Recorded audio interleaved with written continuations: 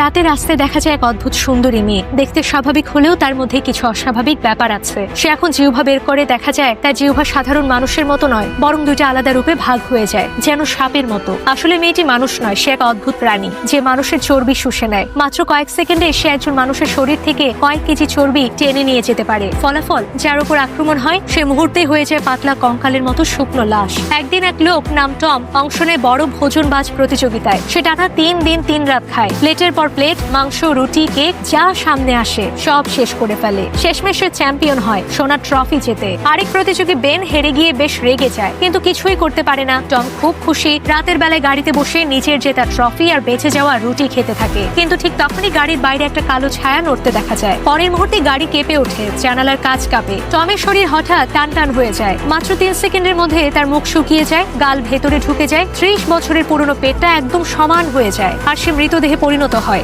একদম শুকনো কঙ্কাল। পরের দিন সকালে খবর ছড়িয়ে পড়ে চ্যাম্পিয়ন খাদকের রহস্যময় মৃত্যু। পুলিশ ঘটনাস্থলে আসে। তারা দেখে মৃতদেহে কোনো ছুরির দাগ নেই, কোনো আঘাতও নেই, শুধু পেটের কাছে একটা লাল বৃত্তাকার দাগ, যেন কিছু চুষে নেওয়া হয়েছে। এই মৃত্যুর কারণ পুরোপুরি অজানা। তদন্তে জানা যায় সেই রাতে প্রতিযোগিতার আরেকজন বেন নিজের জন্মদিন পালন করছিল, তাই সন্দেহ তার দিকে যায়। তদন্তে পুলিশ হঠাৎ খুঁজে পায় বেনের বাড়িতে একটা অদ্ভুত কালো জাদুবিদ্যার থলে। বিশেষজ্ঞরা বলে এটা অভিশাপ দেওয়ার জন্য ব্যবহার করা হয়। পুলিশ তখন বেনের স্ত্রীকে জিজ্ঞাসাবাদের জন্য ডাকে। তখন জানা যায় বেনের স্ত্রী একসময় টমের সঙ্গে সম্পর্ক রেখেছিল। সেই জাদুর ব্যাট কিনেছিল যেন টম প্রতিযোগিতায় হারে আর বেন জেতে, কিন্তু জাদুটা যেন উল্টো কাজ করেছে, আর টম রহস্যজনকভাবে মারা যায়। কিন্তু সবকিছু এখানেই শেষ নয়। অন্যদিকে এক সুন্দরী মেয়ে নাম লিলি জিমে ঘাম ঝরাচ্ছে। তার স্বপ্ন দ্রুত ওজন কমিয়ে ধনী ছেলেকে বিয়ে করা। সে টানা 99 দিন ব্যায়াম করে, জুতো খুলে দাঁড়িয়ে ওজন মাপে, কিন্তু ওজন একটুও কমেনি। সে বিশ্বাস করে ওজন মেশিনটাই নষ্ট। ঠিক তখনই তার পেছনে একটা কালো ছায়া নড়ে ওঠে। লিলি পিছনে তাকায়, কিন্তু কাউকে দেখে না। সে আবার সাহস করে একবার ট্রাই করতে যায়। হঠাৎ করে কিছু একটা তাকে জোরে আঘাত করে। সে মাটিতে পড়ে যায়, অচেতন হয়ে যায়। তারপর দেখা যায় তার শরীরের ভেতরে কিছু একটা নড়ছে,